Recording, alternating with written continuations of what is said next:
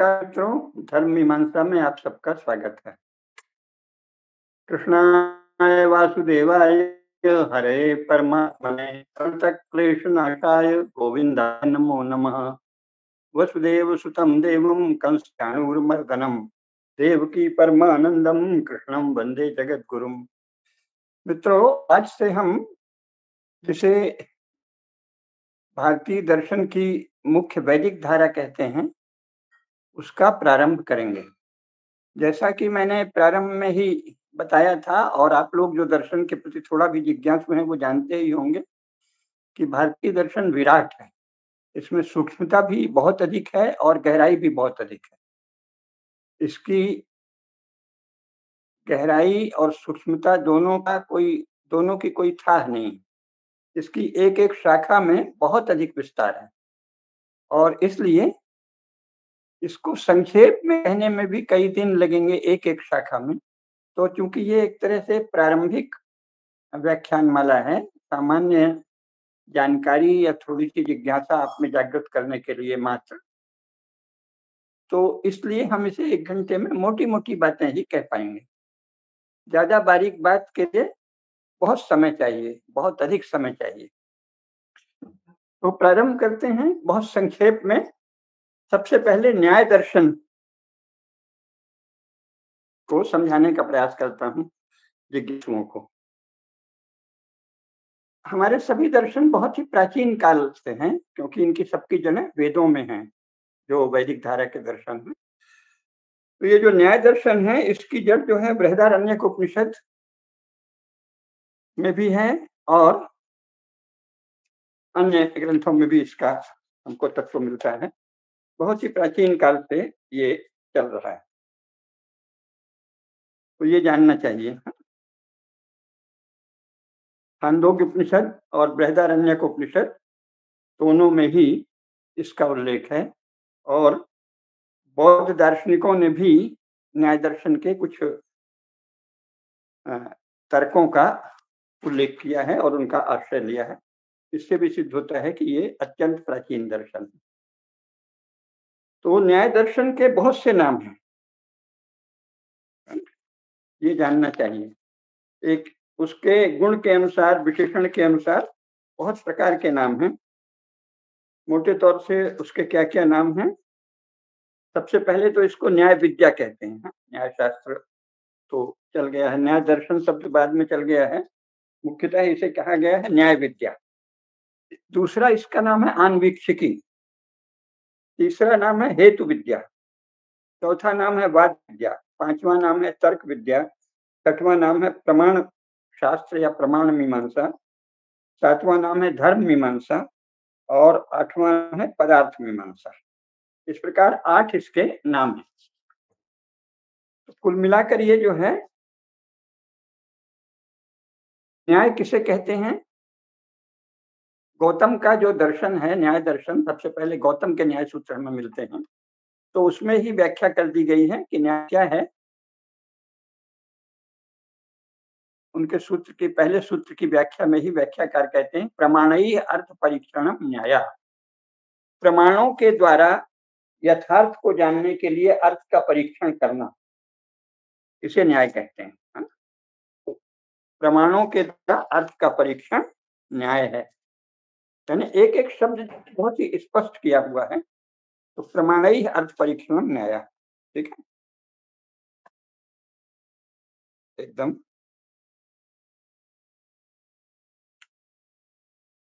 प्रारंभ में ही कहा है।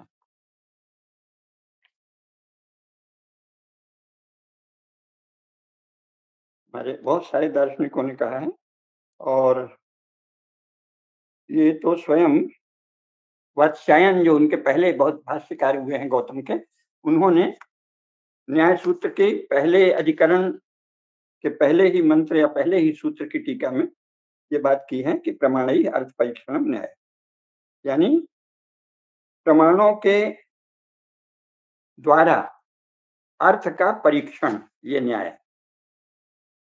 ठीक है? तो प्रमाण क्या है, ये भी जानना चाहिए। तो यथार्थ का अनुभव ही प्रमा है और प्रमा के जो साधन हैं उन्हें प्रमाण कहते हैं। एक-एक शब्द का बहुत ही स्पष्ट अर्थ है। यथार्थ अनुभवः प्रमा, तत्साधनम च प्रमाणम। प्रमा क्या है? प्रमा के कई अर्थ हैं, माप, नाप या निर्धारण, निश्चित, जैसे निश्चित नाप करना कि ये चीज़ इतनी बड़ी है, इतनी कम है, इतनी लंबी है, इतनी छोटी है, इस आकार की है, ये नाप हुआ। ठीक-ठीक मापन, ठीक-ठीक निर्धारण, ठीक-ठीक निश्चय करना, उसे प्रमा कहते हैं। कि किसी अर्थ का निश्चय करना कि बस यही इसका है, इससे भिन्न अर्थ नहीं है, तो उसे प्रमा कहते हैं और उसका जो साधन है, उसे प्रमाण कहते हैं। है ना? इसको अन्वीक्षिकी भी कहते हैं। अन्वीक्षिकी क्यों कहते हैं? उसकी भी व्याख्या है, प्रत्यक्षागमाश्रितम अनुमानम सा अन्वीक्षा। प्रत्यक्ष और आगम की सहायता से जिस तत्व को जाना जाता है, उसे अन्वीक्षा कहते हैं। अनुवीक्षा, पीछे-पीछे यानी अवगत विषय का अनुईक्षण, ईक्षण यानी पर्यालोचन, ज्ञान। तो जो विषय है, उसका ठीक से पर्यालोचन, परीक्षण करके एक निश्चित ज्ञान पर पहुँचना, इसको अनुईक्षण, अन्वीक्षा। तो जिसमें अन्वीक्षा होती है, ताकि ठीक-ठीक अर्थ जान लें, इसीलिए इसको अन्वीक्षिकी भी कहते हैं। अथवा ये भी कहा है कि प्रत्यक्ष प्रत्यक्ष आगमाभ्याम ईक्षितस्य अन्वीक्षणम, ये अन्वीक्षा है। प्रत्यक्ष और आगम के द्वारा जो भली-भाँति इच्छित विषय है, पर्यालोचित विषय है, उस तक पहुँचने का जो मार्ग बताती है, वो है अन्वीक्षिकी विद्या। यानी जो अन्वीक्षा के अनुसार प्रवृत्त है, अन्वीक्षा के अनुसार ही जिस विद्या में आगे बढ़ते हैं, उसको अन्वीक्षिकी कहते हैं। और चूँकि अन्वीक्षा में हेतु इस कोई भी बात है तो उस किस कारण से है, कारण-कार्य संबंध की परीक्षा, किसी हेतु की परीक्षा करते हैं, तो इसे हेतु विद्या भी कहते हैं। हेतु जानने के लिए तर्क-वितर्क, ऊहापोह कहते हैं, तर्क विद्या भी कहते हैं। वाद विद्या भी कहते हैं। वाद का भी एक निश्चित अर्थ है। वाद क्या है? इस समय जो वाद-विवाद डिबेट चल गया है, उसका कोई मतलब नहीं है। भारतीय शास्त्रों में प्रत्येक शब्द के निश्चित अर्थ दिए हैं। तो वाद क्या है? विद्वानों के मध्य किसी गूढ़ विषय पर विचार करने के लिए जब ऊहापोह होता है, तर्क-वितर्क होता है, विचार-विनिमय होता है और शास्त्र के अर्थ को निश्चित किया जाता है कि शास्त्र का यही अर्थ है। उसी को शास्त्रार्थ कहते हैं और उसे ही वाद कहते हैं।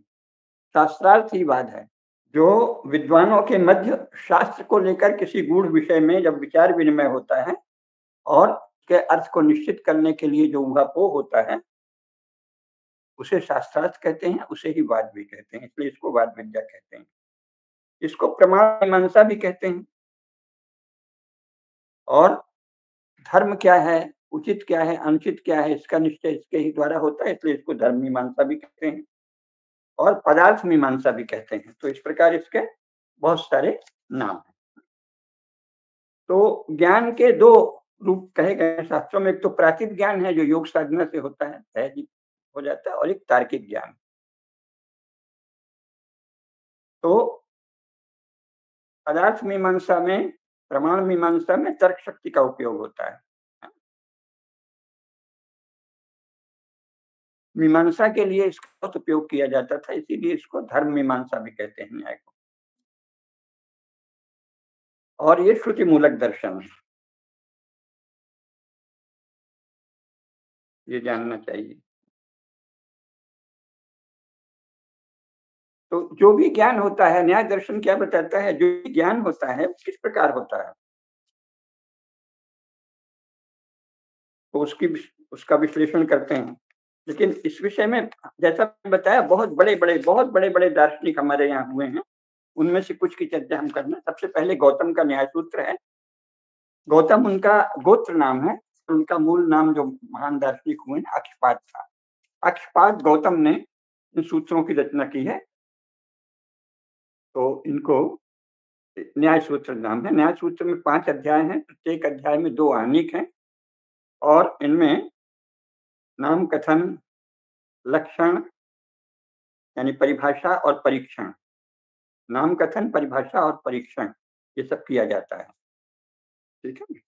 और गौतम के बाद दूसरे जो हुए हैं, ये भी ईसा पूर्व ही हुए हैं, वात्स्यायन, ये बहुत बड़े नैयायिक थे, ईसा पूर्व के हैं। इसके बाद उद्योतक हैं, बड़े नैयायिक, जो 6वीं शती ईस्वी में हुए। इन्होंने बौद्ध दार्शनिक दिग्नांग का बहुत ही सशक्त खंडन किया है और इन्होंने वात्स्यायन ने गौतम के न्याय सूत्र पर भाष्य लिखा, उद्योतकर ने न्याय वार्तिक लिखा। इसके बाद एक अद्भुत विद्वान हुए हैं मिथिला के, वाचस्पति मिश्र। अलौकिक पांडित्य था इनका। इन्होंने तात्पर्य टीका लिखी और न्याय सूची नाम का एक निबंध भी इनका है। वाचस्पति मिश्र के बाद जयंत भट्ट हुए हैं, जिन्होंने न्याय मंजरी लिखी, बहुत प्रसिद्ध ग्रंथ है। और फिर भासर्वज्ञ हुए हैं, जिन्होंने न्याय सार लिखा है। फिर उदयनाचार्य हुए हैं 10वीं शताब्दी में, जिन्होंने तात्पर्य परिशुद्धि लिखे हैं। उसी में ईश्वर की सिद्धि के विषय में बड़े प्रचंड तर्क दिए हैं, जो लोग ईश्वर का खंडन करते थे। इसके बाद 11वीं शताब्दी ईस्वी में भी एक अद्भुत उद्भट दार्शनिक हुए, उनका नाम था गंगेश, गंगेश भट्टाचार्य। गंगेश भट्टाचार्य भी, गंगेश भी मिथिला के ही विद्वान हैं और इन्होंने नव्य न्याय का प्रवर्तन किया। तत्व चिंतामणि नाम का ग्रंथ लिख के इन्होंने नव्य न्याय का प्रवर्तन किया। इसके बाद से न्याय, पहले का न्याय जो है वो प्राचीन न्याय कहलाने लगा। गंगेश इतने बड़े पंडित थे और इन्होंने इतना सशक्त प्रतिपादन किया कि वो नव्य न्याय तक सिद्ध हो गए। इसमें इन्होंने श्रीहर्ष का जो वेदांत का प्रसिद्ध ग्रंथ है खंडन खंड काव्य, उसका खंडन किया और बहुत बहुत ख्याति थी इनकी। इनके शिष्य थे जयदेव, जिनको हम, जिनका नाम बहुत प्रसिद्ध है, वो 13वीं शताब्दी में हुए हैं। उन्होंने आलोक टीका लिखी उनके तत्व चिंतामणि पर। फिर नवद्वीप जो है बंगाल का, वो बहुत बड़ा केंद्र हो गया नव्य न्याय का। मिथिला और बंगाल लगे हुए थे। तो नवद्वीप में वासुदेव सार्वभौम हुए हैं 15वीं-16वीं शताब्दी में। ये नव्य न्याय के बहुत से नवद्वीप के नव्य न्यायिक प्रसिद्ध हैं, मतलब शताधिक दिग्गज दार्शनिक हुए हैं। हम केवल 2-4 का नाम ले रहे हैं। वासुदेव सार्वभौम हैं, उसके बाद रघुनंदन हुए हैं और फिर कृष्णानंद भी हुए हैं। और इसके बाद 16वीं शताब्दी में रघुनाथ शिरोमणि हुए हैं, जिन्होंने दीधीति नाम की टीका लिखी तत्व चिंतामणि पर। इसके बाद मथुरा नाथ एक बहुत बड़े नैयायिक हुए 16वीं शताब्दी में ही। 17वीं में जगदीश भट्टाचार्य हुए हैं और 17वीं के अंत में गदाधर भट्टाचार्य हुए हैं, जिन्होंने गदाधरी टीका लिखी है। तो इस प्रकार ये बहुत बड़े बड़े दिग्गज विद्वान न्यायशास्त्र में हुए। 18वीं शताब्दी के बाद से कोई उतना बड़ा विद्वान नहीं हुआ, क्योंकि तब देश में अंग्रेज आ गए। फिर उन्होंने बंगाल वगैरह में बात शुरू किया। तो जो राजा हैं, चूंकि तो राज्य के द्वारा, विद्वानों के द्वारा, राज्यसभा के द्वारा रक्षित होने पर ही शस्त्रेण रक्षिते राष्ट्रे शास्त्र चर्चा प्रवर्तते। तो जब राष्ट्र पर संकट आ गया तो शास्त्र चर्चा चलती तो रही हमारे यहाँ निरंतर, और उतने उद्भट विद्वानों को, उनके लिए संसाधन भी तो चाहिए ना, शिष्य मंडली। संसाधन मान धन दौलत नहीं, लेकिन बड़ा गुरुकुल चला सकें, उसमें एक से एक प्रतिभाशाली शिष्यों को रख सकें, खिला पिला सकें, तब उसमें से छांट के दूसरे शिष्य हैं उनको आगे बढ़ाया जाएगा। यही क्रम चलता है। तो उस समय भारत में मुसलमानों और फिरंगियों ने कुछ उत्पात शुरू किए हर जगह-जगह, तो उसके कारण फिर उतने बड़े विद्वान सामने नहीं आ पाए। तो ये संक्षेप में न्याय दर्शन के, न्याय विद्या के, पदार्थ विद्या के, प्रमाण विद्या के, आन्वीक्षिकी के, हेतु विद्या के, तर्क विद्या के दिग्गज विद्वानों में से कुछ एक का नाम लिया हमने। जैसे मैंने बताया, कम से कम 10,000 विद्वान बहुत बड़े-बड़े हुए हैं हमारे यहाँ न्याय दर्शन में, और उनमें से 500 के करीब तो उद्भट हैं। तो इसलिए बहुत संक्षेप में केवल संकेत कर रहे हैं। जो इच्छुक हैं, वो सीधे दर्शन को जानने के लिए तो आपको गौतम का न्यायसूत्र, फिर उनका पर जो भाष्य हैं उदयन के, या उसके बाद वाचस्पति मिश्र के, बड़े दिग्गजों के, वो पढ़ना होगा। और अगर केवल इतिहास ही पढ़ना हो तो सबसे सरल है, आचार्य बलदेव उपाध्याय की पुस्तक है भारतीय दर्शन। ये शारदा मंदिर काशी से पहले छपी थी, पंडित बलदेव उपाध्याय की। ये संस्कृत विश्वविद्यालय के बड़े भारी विद्वान थे। और अनुसंधान संस्थान के संचालक भी थे। महामहोपाध्याय पंडित गोपीनाथ कविराज जी ने उस पुस्तक की प्रस्तावना भी लिखी है। शारदा मंदिर काशी से छपा था, आप शायद चौखंबा से उपलब्ध हो या नहीं मुझे ध्यान नहीं, देख लीजिए। तो भारतीय दर्शन में सभी दर्शनों का सार रूप बहुत अच्छे से दिया गया है, वो आप पढ़ सकते हैं। अब हम लोग इसकी प्रमाण मीमांसा पर बात करेंगे। तो प्रमाण मीमांसा को जानना चाहिए ना, प्रसिद्ध आचार्यों के बाद हम लोग प्रमाण मीमांसा पर चर्चा करेंगे। और न्याय दर्शन या न्याय विद्या की प्रमाण मीमांसा क्या है? तो ज्ञान दो प्रकार का होता है, स्मृति और अनुभव। जैसा योग सूत्र में कहा है, अनुभूत विषय असंप्रमोषा स्मृति। जो अनुभूत विषय है, अनुभूत पदार्थ है, वो जब स्मरण से मनस पटल पर, चित्त पटल पर फिर से मानो जीवंत हो उठता है, तो उसे स्मृति कहते हैं। अनुभूत पदार्थ पुनः सजीव रूप में चित्त पटल पर, मनस पटल पर उभर आए, उसे कहते हैं स्मृति। और स्मृति से भिन्न जो भी ज्ञान है वो अनुभव है। तो अनुभव यथार्थ भी हो सकता है और अयथार्थ भी हो सकता है। जो यथार्थ ज्ञान है, जब यथार्थ ज्ञान होता है अनुभव के स्तर पर, अनुभव स्मृति से इतर संपूर्ण ज्ञान अनुभव है। अनुभव में जब यथार्थ ज्ञान होता है तो उसे ही प्रमा कहते हैं। और अगर अयथार्थ ज्ञान हुआ तो उसे अप्रमा कहेंगे, क्योंकि वो सम्यक रूप से निर्धारित नहीं है, सम्यक उसका माप नहीं है, यथार्थ नहीं। उसी को सूत्रकार कहते हैं यथार्थानुभव, यथार्थ अनुभव प्रमा। यथार्थ का अनुभव ही प्रमा है। और तत्साधनम प्रमाणम, यथार्थ का अनुभव प्रमा है और उसका साधन प्रमाण है। जो सत है उसका भी अनुभव किया जाता है कि ये सत है, सतस्य सद्भावो। असत है तो उसको असत रूप में जब देखते हैं तो वो सब प्रमाण है ना? सतस्य सद्भावो, अस्तस्य असद्भावा, ये जो है यथार्थ अनुभव है। अब क्योंकि हमारे सभी दार्शनिक दिग्गज हैं तो ये सूक्ष्मता में बहुत चिंतन हुआ है। तो मीमांसा का कहना था कि जो कर्मकांड के जो तक मंत्र हैं, जिनसे यज्ञ आदि होता है, वो स्वतः प्रमाण। मीमांसा स्वतः प्रामाण्यवाद का प्रतिपादन है मीमांसा दर्शन में। तो इन्होंने कहा नहीं, स्वतः प्रामाण्य पर्याप्त नहीं है, परतः प्रामाण्य चाहिए। कैसे? जैसे मान लीजिए सामने एक घड़ा आपने देखा, कोई पक्षी देखा, अभी मुझे देखा, मेरे जैसा कोई अन्य व्यक्ति भी देखा, तो आपने देख लिया। फिर इसका परीक्षण करना होगा, अच्छा ये वही हैं, इनका ये नाम है, ऐसे बोलते हैं, वहाँ रहते हैं, इस तरह से निश्चित रूप से जब तो परतः प्रमाण यानी अन्य लक्षणों और प्रमाणों के द्वारा जब निश्चय पर पहुँचते हैं तो वो हुआ युक्तियों के सहारे, प्रमाणों से जब सिद्ध करते हैं किसी बात को तभी निश्चित ज्ञान होता है, तो इसको कहेंगे परतः प्रमाण। तो नैयायिकों ने कहा कि नहीं, स्वतः प्रमाण पर्याप्त नहीं है। स्वतः प्रमाण का उस अर्थ में खंडन नहीं है। उन्होंने कहा स्वतः प्रमाण पर्याप्त नहीं है भाई, परतः प्रमाण से जब पुष्टि हो जाती है तो तब कोई ज्ञान निश्चित होता है, तो परतः प्रमाणवाद इसी को कहते हैं। तो ज्ञान के लिए क्या करना पड़ता है? पहले तो आप में ज्ञान की इच्छा होनी चाहिए और उसका प्रयत्न करना चाहिए। ज्ञान की इच्छा और ज्ञान के लिए प्रयत्न, है ना? तब जाके वो ज्ञान सिद्ध होता है। तो ज्ञान की इच्छा के लिए प्रवृत्ति, जब आपकी ज्ञान में प्रवृत्ति हुई तभी तो आप यत्न करेंगे। तो समर्थ प्रवृत्ति है, अगर समर्थ प्रवृत्ति जनकता है किसी ज्ञान में, तो वो जो है यथार्थ ज्ञान है। और यत्न की सफलता जब हो जाती है कि आपने जो प्रयास किए उससे आप किसी निश्चित निष्कर्ष पर पहुंच गए, तो वो हुई यत्न की सफलता। तो उससे जो ज्ञान हुआ उसे यथार्थ प्रमा कहते हैं। लेकिन अगर कई बार ज्ञान के विषय में भ्रांति भी हो जाती है, तो भ्रांति का भी न्याय दर्शन में बहुत विचार है।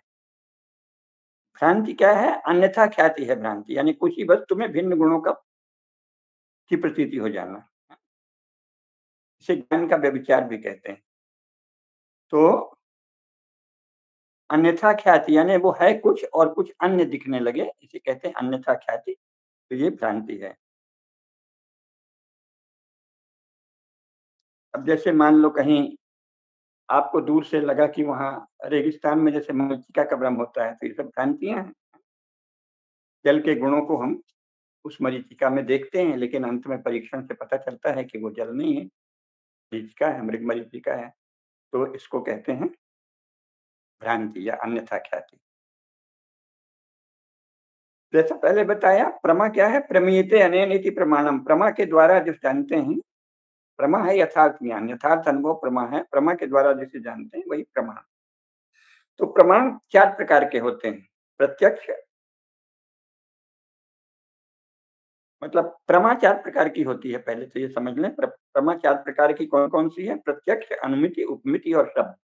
या तो आपको प्रत्यक्ष प्रमा हुई किसी बात की, या फिर अनुमिति हुई, प्रमा का दूसरा रूप है अनुमिति, तीसरा है उपमिति और चौथा है शब्द। प्रत्यक्ष, अनुमिति, उपमिति और शब्द ये 4 प्रमा के रूप हैं। इनके आधार पर प्रमाण के भी 4 रूप होते हैं। प्रत्यक्ष प्रमाण, अनुमान प्रमाण, उपमान प्रमाण और शब्द प्रमाण।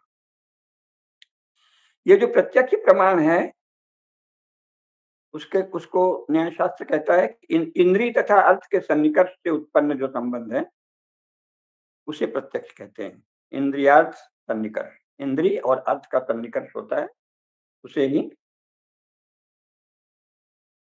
प्रत्यक्ष ज्ञान कहते हैं। लेकिन ये भी 2 प्रकार का होता है, एक निर्विकल्पक और एक सविकल्पक। जैसे जो मानस से संबंधी ज्ञान है, वास्तविक इंद्रियों माने वस्तुओं का ज्ञान, वस्तुओं के ज्ञान में 3 प्रकार के संयोग होते हैं। पहले तो आप किसी विषय से इंद्रियों का संयोग होता है, फिर इंद्रिय का मन से संयोग होता है और फिर मन का बुद्धि या आत्म तत्व से संयोग होता है। तो प्रत्यक्ष के लिए 3 प्रकार के संयोग चाहिए। लेकिन ऐसे भी मानस प्रत्यक्ष जैसे है, तो उसके लिए कोई वस्तु नहीं देखनी पड़ती, मन में आपने किया तो उसके लिए 2 प्रकार के ही संयोग चाहिए। आत्मा और मन का संयोग चाहिए या बुद्धि और मन का संयोग चाहिए। प्रत्यक्ष के भेद क्या हैं? 2 मुख्य भेद हैं, निर्विकल्पक और सविकल्पक। जैसे आपने दूर से देखा कि अच्छा वहाँ लगता है कोई घोड़ा है या गाय है, गाय चल रही है, तो ये आपको एक आभास हुआ। आपको पहले दिखा कि अच्छा ये भाषण दे रहे हैं, लगता है कोई बोलने वाले व्यक्ति हैं, ये बोल रहे हैं। तो एक जो आभास सा हुआ, जहाँ निश्चय नहीं है कि कौन है, इसको निर्विकल्पक प्रत्यक्ष कहते हैं। फिर जब आपने ठीक से पहचाना, अच्छा ये फलानी गाय है, अथवा न्याय दर्शन में गाय का उदाहरण ही देते हैं कि श्यामा गाय घास चर रही है। तो श्यामा क्या है? गाय, गाय उसकी जाति है, जातिवाचक संज्ञा है गाय। और कौन-सी जाति है? वो काली है। हुँ? तो वो उसका गुण है। पहले आपने उसकी जाति देखी, फिर गुण देखा और फिर इसके बाद क्रिया देखी कि चल रही है। तो इस प्रकार जाति, गुण और क्रिया तीनों का परीक्षण करके उसका जब ज्ञान हुआ तो वो प्रत्यक्ष ज्ञान है। तो ये निर्विकल्पक से सविकल्पक हो जाता है। निर्विकल्पक ज्ञान यानी एक सामान्य आधार मानो ज्ञान का बन जाना। सविकल्पक अर्थात निश्चित रूप से, बहुत स्पष्ट रूप से ज्ञान का होना, तो ये निर्विकल्पक और सविकल्पक है। प्रत्यक्ष में भी 3 भेद हैं और भी, लौकिक, अलौकिक और योगज। 3 प्रकार से प्रत्यक्ष होते हैं। लौकिक प्रत्यक्ष है, लौकिक प्रत्यक्ष के 2 भेद होते हैं, है ना? लौकिक प्रत्यक्ष के 2 मुख्य भेद हैं, बाह्य और अंतर। पर बाह्य जो लौकिक प्रत्यक्ष है, उसके 5 भेद हैं। जो हमारी इंद्रियाँ हैं ना, 5 ज्ञानेंद्रियाँ, आँख है, नाक है, कान है, जीभ है और त्वचा है। तो इनसे क्या होता है? चाक्षुष प्रत्यक्ष होता है, श्रवण प्रत्यक्ष होता है, स्पर्शन प्रत्यक्ष होता है, रसन, रसना संबंधी प्रत्यक्ष होता है और घ्राणज प्रत्यक्ष होता है। तो बाह्य प्रत्यक्ष 5 प्रकार के हो गए, पाँचों ज्ञानेंद्रियों के आधार पर। और एक होता है मन मानस प्रत्यक्ष, जो आपने मन में निश्चय किया किसी चीज़ का, जान के कि अच्छा ये फलानी चीज़ है। तो इस प्रकार लौकिक प्रत्यक्ष के 6 प्रकार हो गए। 5 जो है वो 5 ज्ञानेंद्रियों से संबंधित हैं और 6वां जो है वो मानस प्रत्यक्ष है। और अलौकिक प्रत्यक्ष तो सीधे आपको हुँ, ज्ञान हो जाता है। कि अच्छा ये निश्चित रूप से अमुक ज्ञान है, अलौकिक है। इसी का एक रूप योगज भी है। योग की शक्ति से योगज ज्ञान होता है। तो इंद्रियों और अर्थ के सन्निकर्ष से ही, जैसा हमने कहा, इंद्रियार्थ सन्निकर्ष बताया, तो इंद्रिय और अर्थ के सन्निकर्ष से प्रत्यक्ष होता है। उसके हमने भेद बताए आपको कि इंद्रिय और अर्थ का सन्निकर्ष किस किस रूप में होता है। आंख, जितनी 5 ज्ञानेंद्रियां हैं उनका अर्थ सन्निकर्ष हुआ। मन भी एक इंद्रिय है, उसका सन्निकर्ष हुआ। तो इंद्रिय और अर्थ के सन्निकर्ष के फिर उसमें भेद बताए हैं। संयोग होता है, संयुक्त समवाय होता है, बहुत विस्तार से है अभी आप। संयुक्त संवेद समवाय होता है, समवाय होता है, संवेद समवाय होता है और विशेषण विशेष संबंध होता है। जैसे आप कोई शब्द सुनते हैं, तो शब्द आपने कान से सुना, तो ये गुण गुणी का संबंध है, इसको समवाय संबंध कहेंगे। फिर आपने उस शब्दत्व को जाना कि अच्छा फलाना शब्द है, तो उसको संवेद समवाय संबंध कहते हैं। और अभाव संबंधी, जैसे कि आपने देखा अच्छा यहाँ घड़ा नहीं है, यहाँ टेबल नहीं है, यहाँ ये माइक नहीं है, तो ये उसके न होने को जानना, अभाव भी एक प्रत्यक्ष है। उस अभाव का जो संदर्भ है, तो वो है, आपने देखा कि अच्छा इस पृथ्वी पर, हमारे इस फर्श पर, हमारे इस कमरे में टेबल नहीं है, टेबल का अभाव है, मेज का अभाव है। तो कमरा जो है वो हो गया विशेष, और उसमें टेबल का न होना ये हो गया विशेषण। तो विशेषण विशेष संबंध, इस प्रकार ये बहुत ही विस्तार से फिर कभी अगली बार बताएंगे। लेकिन ये इंद्रिय और अर्थ के सन्निकर्ष के इतने रूप में संयोग होता है। हमने आंख से किसी चीज को देखा, या स्पर्श का अनुभव किया त्वचा से, या कान से कोई शब्द सुना, या जीभ में कोई चीज चखी, है ना? देखा, सुना, चखा, छुआ और या सूंघा, कोई गंध आई, तो ये क्या है? ये इंद्रिय और अर्थ का सन्निकर्ष हुआ। या इंद्रिय, मन भी एक इंद्रिय है, तो मन और अर्थ का सन्निकर्ष हुआ। ये इसके रूप हैं संयोग, संयुक्त समवाय, संयुक्त संवेद समवाय, समवाय संवेद समवाय और विशेषण विशेष गुण।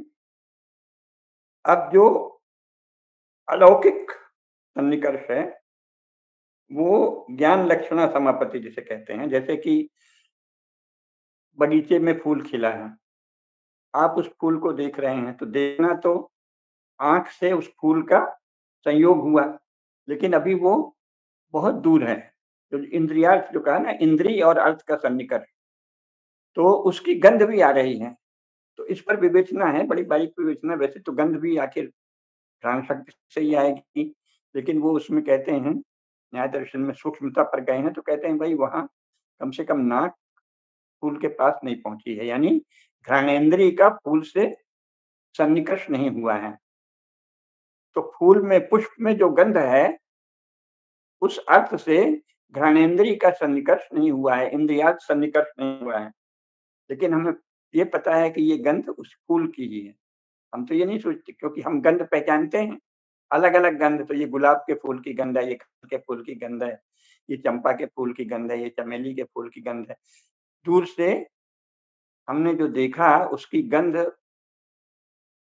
मानस प्रत्यक्ष है ना, क्योंकि वो आप उसके पास नहीं पहुँचे हैं। दूर से ही आपने अनुमान कर लिया कि अच्छा ये फलाना फूल है। तो इसको क्या कहते हैं? ये अलौकिक सन्निकर्ष है।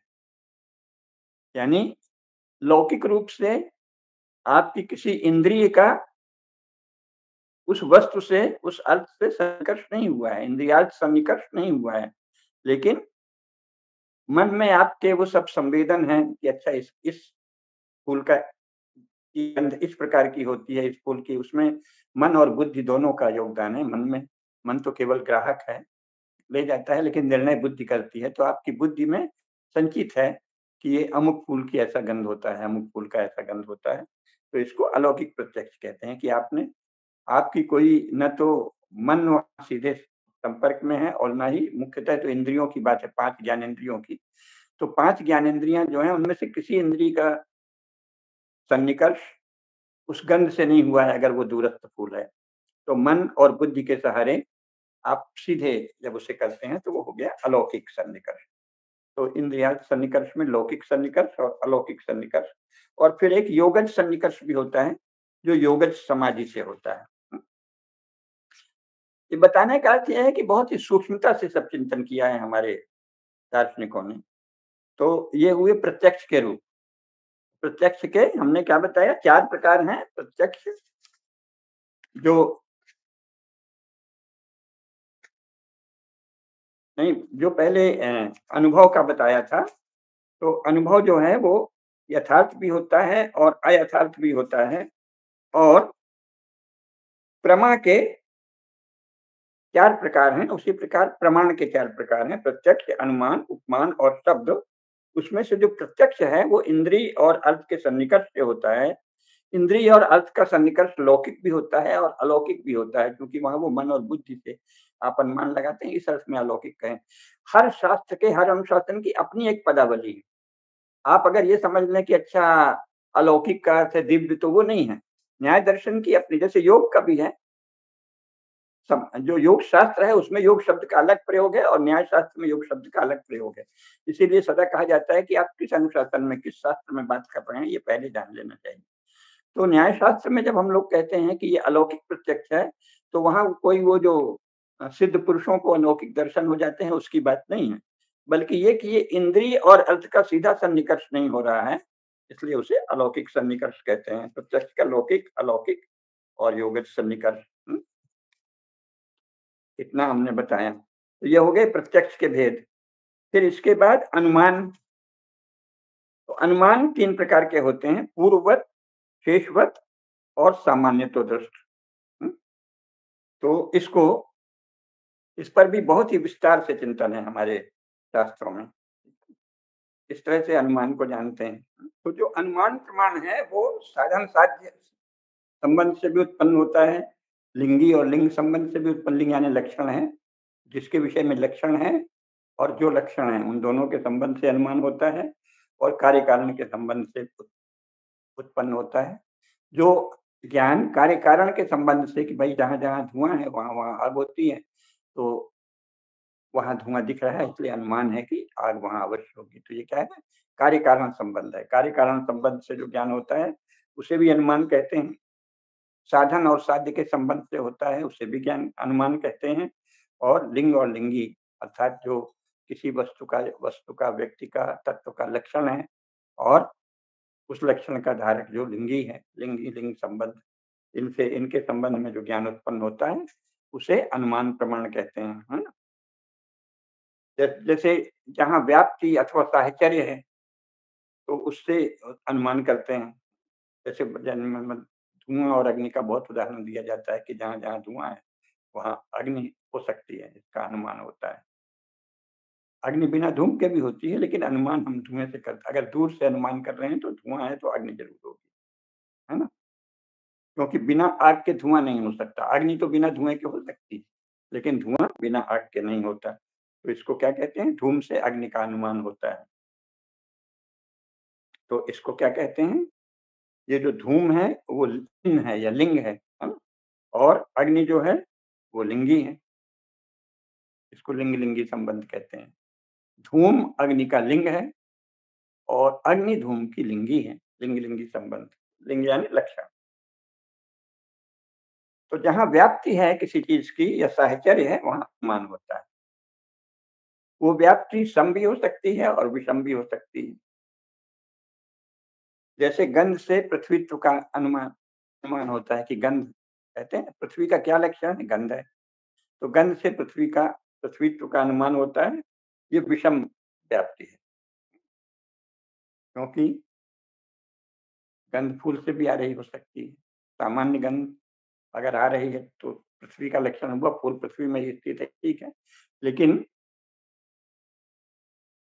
केवल पृथ्वी से ही गंध का अनुमान नहीं होता है, उस अर्थ में वो विषम व्याप्ति है। और धूम से अग्नि का अनुमान समव्याप्ति है कि जहाँ-जहाँ धुआँ है वहाँ अग्नि अवश्य होगी, समव्याप्ति है। ठीक है ना? तो ये अनुमान जो है वो 3 प्रकार के होते हैं, पूर्ववत, शेषवत और सामान्यतो दृष्ट। पूर्ववत क्या है? जहाँ पहले आपने देखा हो, है ना? और उसके जैसा दिखने से फिर अनुमान हुआ कि ये वही दिखता है। ये फूल जो है हमने कहीं अच्छे से ज्ञान प्राप्त कर लिया था कि गुलाब का फूल ऐसे-ऐसे होता है, उसकी गंध ऐसे होती है, उसका रूप ऐसे होता है, उसका आकार होता है, उससे मिलता-जुलता फूल देखा तो अनुमान किया कि शायद ये गुलाब हो, तो ये पूर्ववत अनुमान। और एक है शेषवत, यानी जहाँ-जहाँ प्रसंग आ सकता है, वहाँ-वहाँ से हटकर शेष बचे हुए का अनुमान। जैसे शब्द किसका गुण है? तो शब्द आँख का गुण नहीं है, शब्द नाक का गुण नहीं है, शब्द त्वचा का गुण नहीं है। हैं? तो पता चलता है कि शब्द कान का या आकाश का गुण है। तो ये शेषवत है। केवल आकाश का गुण है शब्द, अग्नि का नहीं है, जल का नहीं है, पृथ्वी का नहीं है और वायु का नहीं है। वायु में भी शब्द होता है, वो आकाश से ही होता है। आकाश रहित वायु का कोई शब्द नहीं होगा। तो ये शेषवत है। पूर्ववत और शेषवत। और जहाँ सामान्य रूप से कोई चीज़ देखें, विशेष रूप से नहीं और फिर उसका अनुमान करें, उसे सामान्य तौर पे कहते हैं। जैसे कि आपने देखा कि कोई भी इंद्रिय ज्ञान है, अगर उसका केवल सामान्य ज्ञान हुआ, विशिष्ट ज्ञान नहीं हुआ, तो वो सामान्य तो दृष्टांत।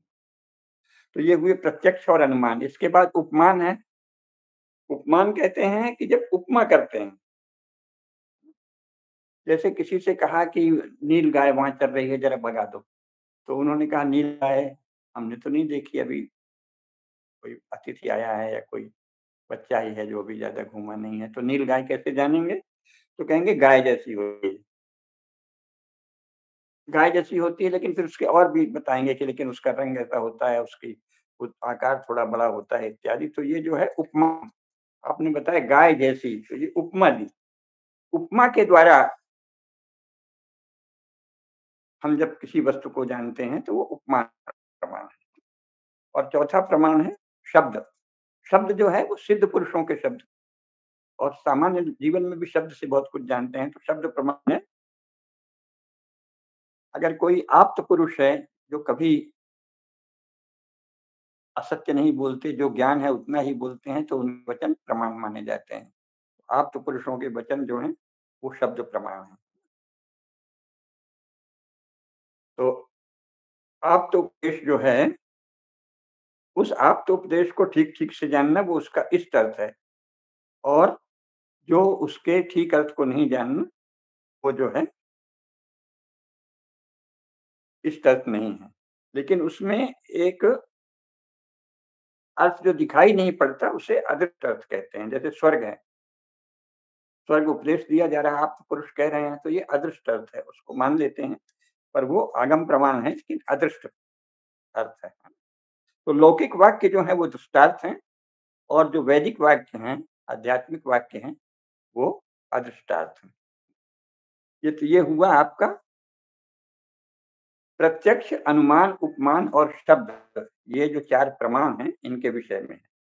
अब प्रमाण से जानते क्या है, प्रमेय क्या है? तो न्याय दर्शन कहता है कि 12 है, भेद हैं प्रमाण के। वो न्याय सूत्र के पहले ही भाग में वो बात कह दी गई है। न्याय सूत्र जो है गौतम का, उसका पहला ही सूत्र है, पहले ही अधिकरण का। प्रमाण, प्रमेय, संशय, प्रयोजन, दृष्टांत, सिद्धांत, अवयव, तर्क, निर्णय, वाद, जल्प, वितंडा, हेत्वाभास, छल, जाति और निग्रह स्थान। ये जो हैं, ये 16 पदार्थ हैं। इनका यथार्थ ज्ञान, तत्व ज्ञान, और इसका प्रयोजन क्या है? न्याय दर्शन का प्रयोजन लिखा है। प्रमाण, प्रमेय, संशय, प्रयोजन, दृष्टांत, सिद्धांत, अवयव, तर्क, निर्णय, वाद, जल्प, वितंडा, हेत्वाभाषा, छल, जाति, निग्रह स्थानानां तत्वज्ञानात् निश्रेयस अधिगमः। मोक्ष प्राप्त होता है। आप सभी लौकिक वस्तुओं की लौकिकता को जानकर जो उनसे भी परे का अलौकिक सत्य है, उसको भी जान लेते हैं, और तब आपको निश्रेयस की प्राप्ति होती है, मोक्ष की प्राप्ति होती है। तो ये है इनके यथार्थ ज्ञान से, तत्व ज्ञान से निश्रेयस का अधिगम होता है। ठीक है? विद्या के 4 क्षेत्र हमारे शास्त्रों में कहे गए हैं। आन्वीक्षिकी, त्रयी, वार्ता और दंडनीति, ये विद्या के 4 भेद हैं। त्रयी का अर्थ है वेद, वार्ता का अर्थ है जो कृषि, व्यापार, हुनर, कौशल आदि सबसे संबंधित शास्त्र हैं, वो वार्ता है। मॉडर्न साइंस जिसे कहते हैं, वो भी वार्ता है। और प्रशासन संबंधी नीतियाँ हैं, दंड नीति, ये भी विद्या ही है। दंड नीति हर एक को जानना चाहिए और शासक को विशेषकर जानना चाहिए, तो दंड नीति विद्या है। और वेद जो हैं वो त्रयी विद्या हैं और इसके बाद आन्वीक्षिकी, आन्वीक्षिकी बहुत ही महत्वपूर्ण विद्या है। तो आन्वीक्षिकी जो है, वो है उसके द्वारा, जैसा मैंने शुरू में बताया, ईक्षण करते हैं, पर्यालोचन करते हैं, उसके द्वारा तत्व तक पहुँचते हैं, है ना? तो तत्व ज्ञान के भी कई वो होते हैं ना, एक मूल तत्व ज्ञान है आत्म साक्षात्कार, आत्मा और परमात्मा दोनों का साक्षात ज्ञान, उससे मोक्ष प्राप्ति होती है ना? और एक होता है कि बाकी जो यज्ञ आदि कर्म हैं, क्रियाएँ हैं, उनके अनुष्ठान विधियों के विषय में बारीकी से जानना, यथार्थ यानी इससे भी मोक्ष प्राप्ति होती है। और एक है वार्ता आदि का, वाणिज्य, उद्योग, कृषि, पशुपालन, शिल्प, इनका यथार्थ और पूर्ण ज्ञान होना, वो भी उससे आपके अर्थ की सिद्धि होती है। और फिर राजनीति संबंधी संधि, विग्रह, यान, आसन, द्वैधी भाव आदि जो होते हैं, षड्यंत्र, साम, दाम, दंड, भेद आदि चारों जो उपाय हैं, उनको जाना और प्रशासन के, शासन के सब विषयों को जाना, तो राज्य का लाभ होता है। तो इस प्रकार ये सभी शास्त्रों का अपना एक विषय है। अब जो है प्रमाण आदि के तत्व ज्ञान से मोक्ष प्राप्ति होती है, तो कैसे होता है? उसकी प्रक्रिया उन्होंने बताई है। तो ये जो दूसरा है कि दुःख, जन्म, प्रवृत्ति, दोष, मिथ्या ज्ञानानाम उत्तरोत्तर अपाये, तदनंतर अपाया अपवर्ग। दुःख, जन्म, प्रवृत्ति, दोष और मिथ्या ज्ञान, ये जो हैं, ये जब इनका नाश हो जाता है, तब मोक्ष होता है। मोक्ष, तो इनके नाश की विधि इसमें बताई है। बहुत ही विस्तार से सब है, क्योंकि मोक्ष क्या है? दुःख की अत्यंत निवृत्ति ही मोक्ष है। और दुखों की जड़ में क्या है? मिथ्या ज्ञान। इसीलिए इसमें क्या-क्या बताया है? दुःख, जन्म, प्रवृत्ति, दोष, मिथ्या ज्ञान। दुःख, जब जन्म होगा, कोई जीव जन्म लेगा तभी दुःख होगा, तो दुःख का मूल है जन्म। जन्म का मूल है आप में कोई अभी प्रवृत्ति शेष है। जीव में अपने संस्कारों के कारण सूक्ष्म शरीर और कारण शरीर के स्तर पर प्रवृत्ति शेष है, जन्म होगा, नहीं तो जन्म ही नहीं होगा। शुद्ध आत्मा अगर आप हो गए तो। और प्रवृत्ति में दोष होते हैं, कुछ न कुछ दोष अवश्य प्रवृत्ति में होते हैं। और फिर मिथ्या ज्ञान होता है। अगर मिथ्या ज्ञान है, तभी आपके भीतर दोष होगा और तभी दोष, मिथ्या ज्ञान के कारण दोष, दोष के कारण प्रवृत्ति। अभी ये मूल जो आत्म सत्ता है उसके संदर्भ में कथन है, ये सांसारिक कार्यों के लिए नहीं है। आत्मज्ञान के विषय में जब मिथ्या ज्ञान है, तो मिथ्या ज्ञान होने पर दोषपूर्ण इच्छाएँ होती हैं, दोषपूर्ण संकल्प होते हैं, भोग की इच्छाएँ होती हैं, अपवर्ग की इच्छा नहीं होती, क्योंकि आपको ऐसी बेचैनी नहीं होती कि हम अपने मूल स्वरूप को जाने, आत्मा और परमात्मा को, अपितु किन्हीं न किसी लौकिक विषयों के भोग में होता है, तो वो अपवर्ग की दृष्टि से वो सब दोष हैं। और फिर जो प्रवृत्ति होती है, उसी के अनुसार जो आप कार्य करते हैं, उससे जन्म होता है। जैसे कहा है कि जो उसका योग दर्शन में ज़्यादा विस्तार से सब बताया है। योग दर्शन में जब अपन चर्चा करेंगे तब आएगा कि जन्म का कारण क्या होता है। सति मूले तद्विपाको जात्यायुर्भोगाः। जो कर्म विपाक है, उसी से आपका जन्म कहाँ होगा, आपकी आयु कितनी होगी और आपको कौन-कौन से भोग प्राप्त होंगे, ये निश्चित होता है। तो ये प्रवृत्ति से ही जन्म होता है और जन्म जो है, उससे फिर दुःख होता है। दुःख का यहाँ आशय वो दुःख नहीं है जो हम लोग साधारणतः आ रही बीमारी आदि समझते हैं, वो तो दुःख का आशय वो है जिसको बुद्ध ने कहा है, योग सूत्र ने भी यही कहा है कि ये सभी दुःख हैं।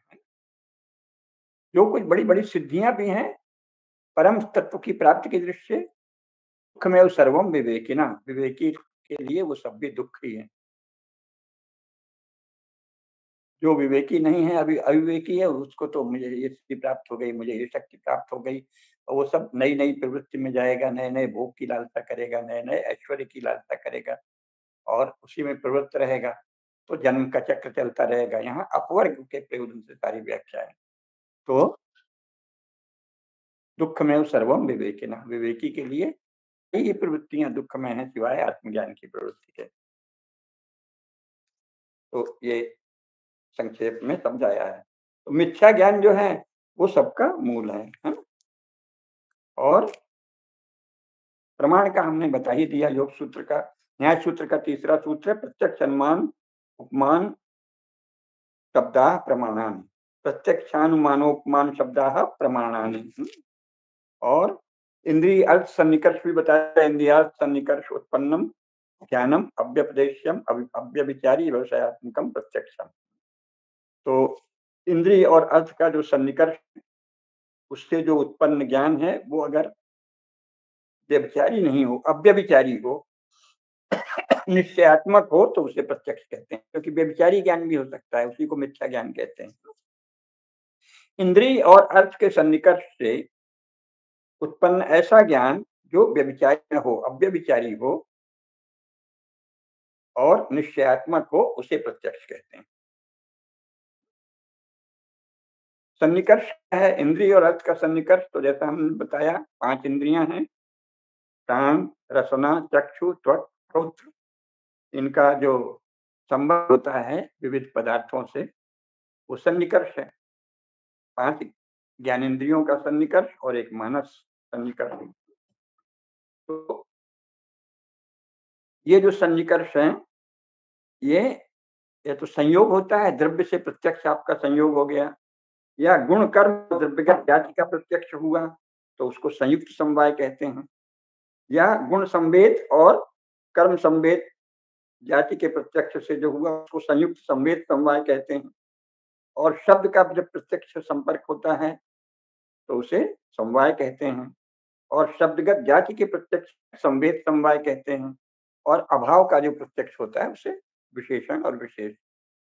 जैसा हमने बताया ना, यहाँ टेबल नहीं है, टेबल का अभाव है, तो टेबल जो है विशेषण हुआ, और जो फर्श है, जो भूमि है, वो विशेष हुआ।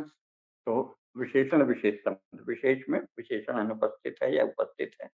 अभाव वाला संबंध जो है, वो विशेषण विशेष संबंध है ना? तो क्योंकि द्रव्य का ग्राहक पहले सामान्यतः है, तो आप आंख से ही देखते हैं, तो द्रव्य ग्राहक इंद्रिय केवल चक्षु है।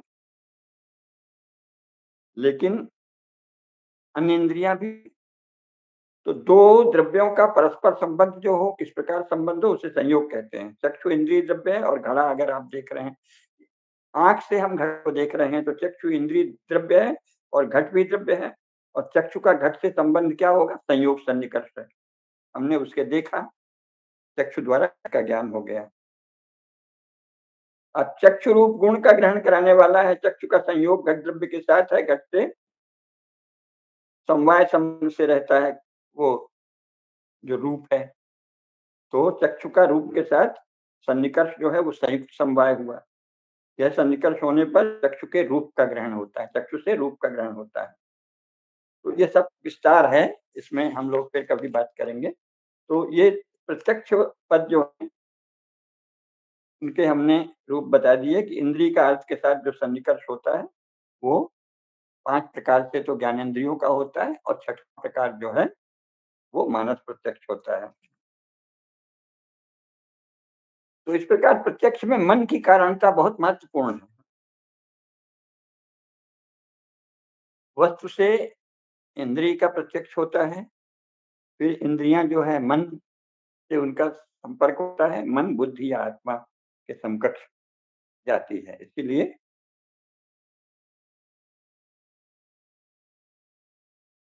प्रत्यक्ष में मन की कारणता बहुत अधिक है।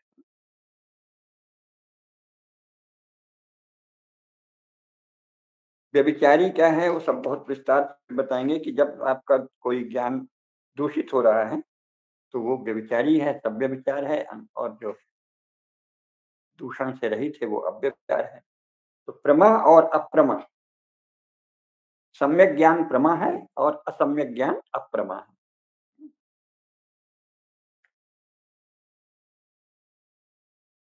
तो क्या कहा है? अनुमान, अनुमान से 3 प्रकार के अनुमान होते हैं, पूर्ववत, शेषवत और सामान्यतो दृष्ट। अनुमान के 5 अवयव होते हैं। अब यहाँ से वो होता है कि पंचावयव वाक्य, ये हमारे न्याय दर्शन का या तर्कशास्त्र का बहुत ही प्रसिद्ध सिद्धांत है, ये जानना चाहिए। पंचावय, जो कि जो वेस्टर्न फिलॉसफी जिसे वो लोग कहते हैं, उसमें जो लॉजिक है उसमें 3 ही होते हैं, केवल 3 वाक्य होते हैं। लेकिन हमारे यहाँ जो तर्क है वो बहुत ही विकसित है और वो पंचावयव वाक्य है। पंचावयव वाक्य क्या है?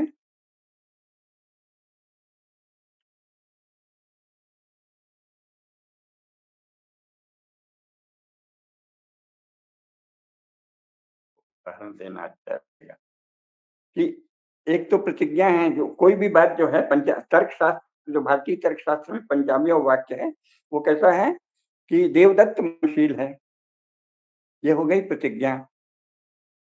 क्यों मननशील है? क्योंकि वह मनुष्य है। हेतु बताया, प्रतिज्ञा, हेतु, उदाहरण, उपनय और नियम, ये 5 अवयव होते हैं किसी भी तर्कशास्त्र में, तर्क में। देवदत्त मननशील है क्योंकि वह मनुष्य है। जितने मनुष्य हैं वे सब मननशील हैं। देवदत्त भी ऐसा ही एक मनुष्य है, अतः देवदत्त मननशील है, ऐसे निष्कर्ष पे पहुंचे। तो पहले तो देवदत्त मननशील है, ये क्या हुई? प्रतिज्ञा। क्यों मननशील है? क्योंकि वह मनुष्य है, तो प्रतिज्ञा का हेतु हुआ। फिर जितने मनुष्य हैं वे सब मननशील हैं, ये उदाहरण हुआ। प्रतिज्ञा, हेतु और दृष्टांत या उदाहरण। और इसके बाद उससे उपनय कि देवदत्त भी ऐसा ही एक मनुष्य है। तो फिर निगमन निकल आया, अतएव देवदत्त मरणशील है। प्रतिज्ञा, हेतु, उदाहरण, उपनय और निगमन, निगमन, ये पंचावयव वाक्य हैं। और जबकि यूरोप में केवल 3 वाक्यों के आधार पे होता है, लेकिन हमारे यहाँ पंचावयव वाक्य की बात है। पाश्चात्य जो अनुमान वाक्य हैं उसमें 3 ही होते हैं, है ना? लेकिन हमारे यहाँ पंचावयव वाक्य हैं। उसमें तो कहेंगे कि भाई,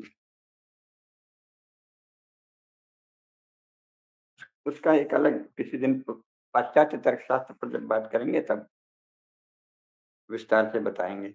लेकिन इसमें फिर एक प्रश्न आ जाता है कि आपने हेतु, हेतु इसमें मुख्य है ना। जब आप निगमन तर्क के लिए जाते हैं तो हेतु के द्वारा ही अनुमान की सिद्धि होती है। अनुमान में हेतु का बहुत महत्व है।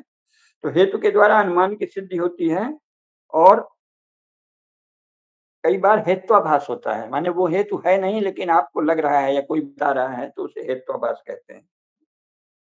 तो हेतु का भी बड़े विस्तार से न्यायशास्त्र में वर्णन है कि हेतु में 5 गुण होते हैं। पहले तो पक्षे सत्ता, जो कह रहे हैं उसके पक्ष में उसका होना चाहिए। जैसे जहाँ धुआं है वहाँ अग्नि है, तो इसके पक्ष में ये प्रमाण है कि धुआं अगर होता है तो वहाँ अग्नि होती है, पक्षे सत्ता। फिर सपक्षे सत्ता, अर्थात वो हेतु सपक्ष में विद्यमान है। फिर विपक्षात व्यावृत्ति, अर्थात उससे भिन्न में कोई विपरीत दृष्टांत तो नहीं। अगर ये 5 गुण घटित नहीं हो रहे हैं तो हेतु का आभास मात्र होता है, उसे हेत्वाभास कहते हैं। हेत्वाभास भी 5 प्रकार के होते हैं न्याय दर्शन के अनुसार। तो ये 5 प्रकार कौन कौन से हैं हेत्वाभास? एक तो सभ्य विचार, जैसे उन्होंने कहा कि समस्त द्विपद जीव तर्क बुद्धि से युक्त होते हैं, ये प्रतिज्ञा हुई। हंस एक द्विपदचारी जीव है, 2 पांव से चलता है, इसलिए हंस में तर्क बुद्धि होनी चाहिए, ये निगमन आप कर दिया। प्रतिज्ञा, हेतु और निगमन। तो इसमें जो निगमन है वो गलत है, तो इसको क्या कहते हैं? सभ्य विचार हेत्वाभास। क्योंकि आपने कह तो दिया कि समस्त द्विपद जीव तर्क बुद्धि से युक्त होते हैं और हंस द्विपदचारी जीव धारी जीव है। परंतु सत्य ये है कि कुछ द्विपदधारी जीव जो हैं, उनमें तर्क बुद्धि नहीं देखी जाती, जैसे कौवा है तो कहाँ तर्क बुद्धि देखी जाती है। तो इसलिए क्या हुआ, ये हेत्वाभास हो गया, है ना? हेतु को सिद्ध करने में प्रमाण नहीं है, तो इसलिए ये हेत्वाभास हो गया। इसको सव्य विचार अर्थात व्यभिचार से युक्त यानी बाद में खंडित हो गया, इसको सव्य विचारी हेत्वाभास कहते हैं।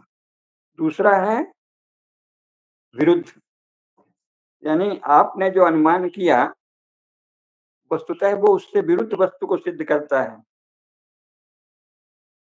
है ना? जैसे कहें कि शब्द नित्य है क्योंकि ये उत्पन्न किया जाता है, तो ये विरुद्ध हो गया ना, हेत्वाभास हो गया। अगर शब्द नित्य है तो वो उत्पन्न नहीं किया जाता, वो केवल व्यक्त हो रहा है। तो ये क्या हुआ, विरुद्ध।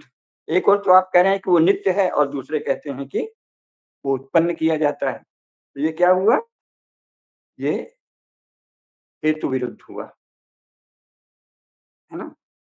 क्योंकि जो वस्तु उत्पन्न होती है, वो तो अनित्य होती है। हर उत्पन्न वस्तु अनित्य होती है। तो अगर शब्द नित्य है, तो वो कभी उत्पन्न नहीं होता, इसका मतलब वो कहीं व्याप्त है, नित्य है। तो इसलिए ये विरुद्ध हेत्वाभास हो गया। तीसरे प्रकार का एक है सत्प्रतिपक्ष। प्रतिपक्ष का अर्थ होता है विरोधी। सत का अर्थ है विद्यमान, यानी विरोध अगर विद्यमान है तो उसको सत्प्रतिपक्ष कहते हैं। और बहुत से इन सब के उदाहरण, और एक है असिद्ध या साध्य सम, यानी जो मूल तथ्य है हेतु का, उसका ही कुछ विरोधी है। जैसे अगर कहीं धूम है ही नहीं, तो वहां अग्नि का अनुमान कर रहे हैं, धूम तो नहीं है पर वहां अग्नि हो सकती है, तो इसे क्या कहेंगे, असिद्ध। ये असिद्ध हेत्वाभास है, हाँ? इसी को साध्य सम भी कहते हैं। और फिर अंतिम प्रकार है बाधित।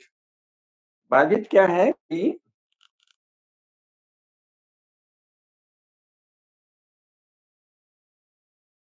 कह दे कि अग्नि भी एक द्रव्य है और घड़ा भी एक द्रव्य है, जल से भरा हुआ घड़ा भी एक द्रव्य है और अग्नि भी एक द्रव्य है, तो जल से भरा हुआ घड़ा शीतल होता है तो अग्नि भी शीतल है। तो ये क्या हुआ, ये बाधित हो गया, क्योंकि इसमें आप एक ऐसा तर्क दे रहे हैं जो तथ्य से सत्य से प्रत्यक्ष से बाधित है, तो इसे क्या कहते हैं, ये बाधित हेत्वाभास है। ये 5 हेत्वाभास हो गए। इनके फिर और भी भेद होते हैं, साधारण, असाधारण, अनुपसंहारी, अभी उस पर अपन नहीं जानते जाते। और उपमान जो है, उपमान तो बहुत स्पष्ट है कि आपने किसी की उपमा दी तो वो उपमान हो गया। और शब्द जो हैं, शब्द न्याय दर्शन में कहा है आप्तोपदेशः शब्दः। आप्त का, आप्त पुरुष, सिद्ध पुरुष, उनका शब्द, उनका उपदेश ही शब्द है, आप्तोपदेशः शब्दः।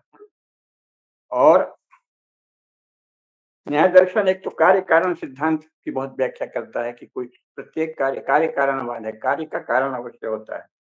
तो कारण 3 प्रकार के होते हैं। एक है समवायी कारण, दूसरा असमवायी कारण और तीसरा निमित्त कारण। समवायी कारण क्या है, इसमें समवाय संबंध से रहते हुए कार्य की उत्पत्ति होती है, उसे समवायी कारण कहते हैं। जैसे घड़े के लिए मिट्टी, मिट्टी है तभी घड़ा बनेगा, तो इसे समवायी कारण कहते हैं। और असमवायी कारण किसे कहते हैं,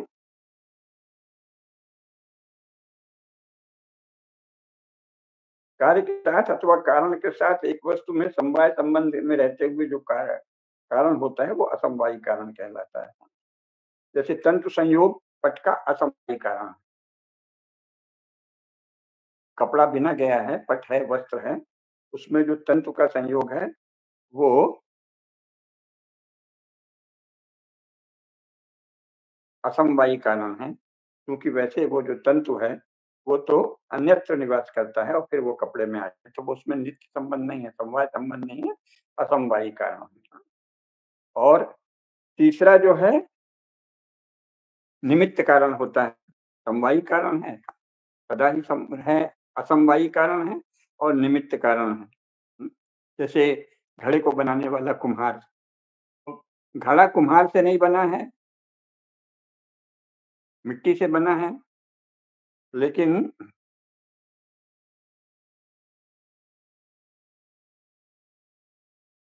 कुम्हार और उसका जो औज़ार जिससे कि वो बनाता है, वो क्या वो विशिष्ट यानी विशिष्ट साधक हुए, विशिष्ट कारण हुए, तो उनको निमित्त कारण कहते हैं। हुँ? अब जो तो समीक्षा न्याय दर्शन की संक्षेप में और कर दें क्योंकि बहुत समय हो रहा है। तो इसमें प्रमेय के द्वादश भेद हैं, 12 भेद हैं प्रमेय के। आत्मा, शरीर, इंद्रिय, अर्थभोग, बुद्धि, मन, प्रवृत्ति, दोष, प्रेत्य भाव या पुनर्जन्म, फल, दुःख और अपवर्ग। हाँ, ये इतने होते हैं। अब इनके विस्तार में अभी आज जाने का समय नहीं है, पर बहुत संक्षेप चर्चा कर दें। प्रमेय है, जैसे आत्मा है, तो आत्मा तो सब वस्तुओं का तत्व होता है, वही सबका भोक्ता है, ज्ञाता है, दृष्टा है। दृष्टा, अनमनता, भर्ता, भोक्ता। तो ये आत्मा जो है वो एक प्रमेय है। दूसरा प्रमेय है जैसे शरीर, ये भोगों का आयतन है या उसका आधार है, शरीर भी एक प्रमेय है। इंद्रियाँ, इंद्रियों के द्वारा ही इंद्रियाँ भोगों का साधन। तो एक हो गया भोक्ता या ज्ञाता या दृष्टा, दूसरा हो गया भोगों का आयतन या आधार, तीसरा हो गया भोगों के साधन, इंद्रियाँ, चौथा है अर्थ भोग यानी अर्थ। अर्थ जो है तो जो आप जैसे कि भोजन कर रहे हैं, कुछ और कर रहे हैं, जो भी कार्य कर रहे हैं वो अर्थ हुए ना, उसका कोई अर्थ है, प्रयोजन, भोग किए जाने वाली जो वस्तु समूह है। और फिर 5वां प्रमेय है बुद्धि, यानी ज्ञान होता है, किसी भोग कैसे होगा? हमें पता चलेगा हमने ये खाया, हमने ऐसा भोग किया, हम ये सुख लिया हमने, तो वो बुद्धि जो है, वो भी एक प्रमेय है। और इसके बाद मन, मन तो है ही है, सुख-दुःख आदि अंतर्भोगों का साधनभूत अंतरिंद्रिय है मन। और फिर प्रवृत्ति है, मानसिक व्यापार, वाणी का व्यापार, शारीरिक व्यापार, ये सब प्रवृत्तियाँ हैं, है ना? आप शरीर से कुछ चेष्टा करते हैं, वाणी से कुछ बोलते हैं और मन से करते हैं। इन सब के भी भेद न्याय दर्शन में बहुत विस्तार से है।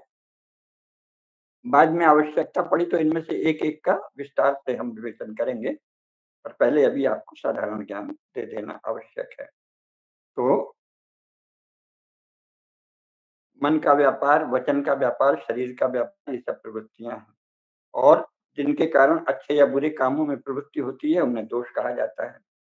और उसके बाद जो प्रेत्य भाव पुनर्जन्म का जो वो भी एक प्रमेय है, किस प्रकार पुनर्जन्म होता है, उसके नियम क्या हैं, प्रेत्य भाव।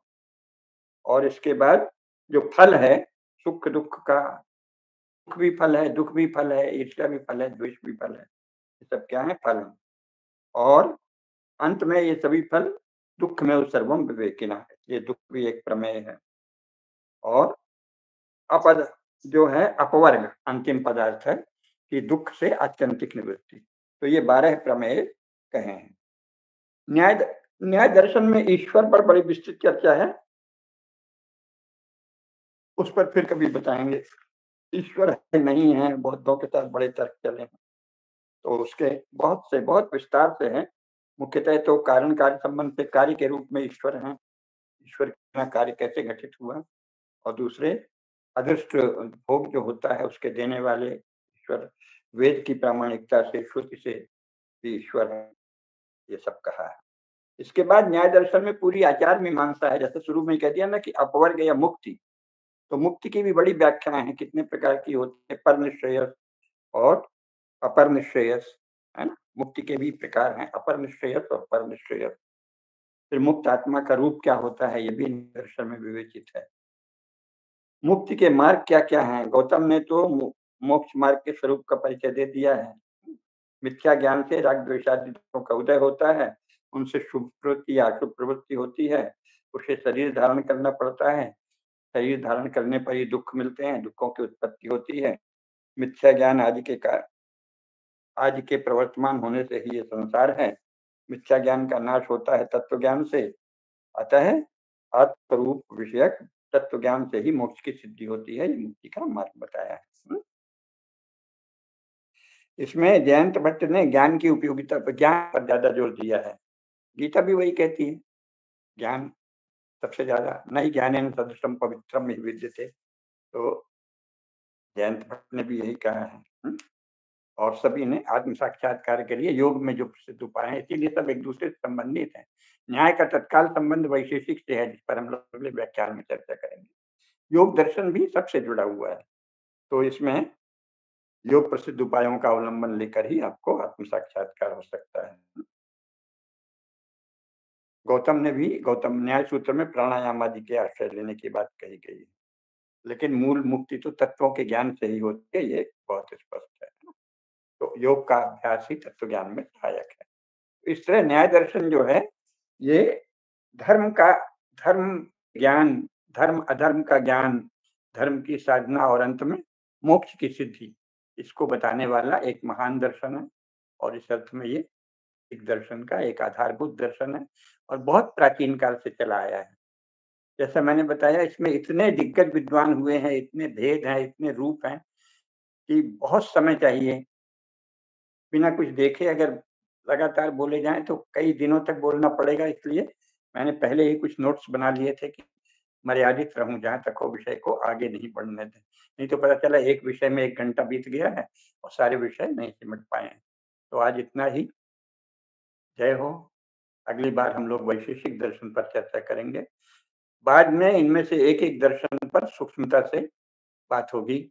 और आप लोगों की जो जिज्ञासा हो वो अपने प्रश्न भेजिए, तो उनके उत्तर हम प्रारंभ में ही दे दिया करेंगे। धर्म की जय हो, अधर्म का नाश हो, प्राणियों में सद्भावना हो, विश्व का कल्याण हो। नमः पार्वती पतये, हर हर महादेव।